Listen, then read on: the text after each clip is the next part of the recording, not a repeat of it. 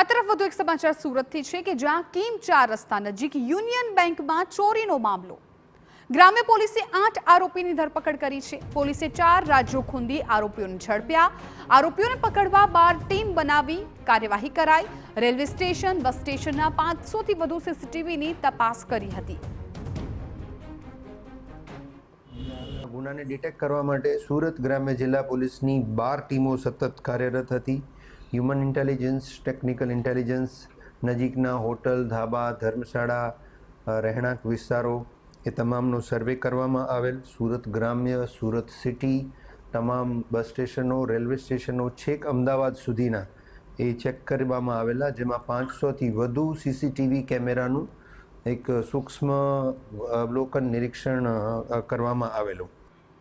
તો ચોરીની ઘટનાને અંજામ આપનાર આંતરરાજ્ય ગેંગ આરોપીઓએ ચોરી પહેલા 20 દિવસ કરી હતી રેકી. 3 આરોપીઓને બિહાર, 2 આરોપીને દિલ્હીથી ઝડપી પાડવામાં આવ્યા. 1 આરોપી પંજાબ અને 2 આરોપીની સુરતથી ધરપકડ કરાઈ. માસ્ટર માઇન્ડ સૂરજ ભરત લુહાર પોલીસ પકડથી દૂર છે. પોલીસે કુલ 53.58 લાખનો મુદ્દામાલ કબજે કર્યો છે. આ ગુનામાં સંડોવાયેલ કુલ 9માંથી 8 આરોપીઓની સુરત રૂરલ પોલીસે ધરપકડ કરેલી છે અને મુખ્ય સૂત્રધાર સૂરજ ભરત લુહાર એની ધરપકડ કરવા માટે ટીમો સતત કાર્યરત છે.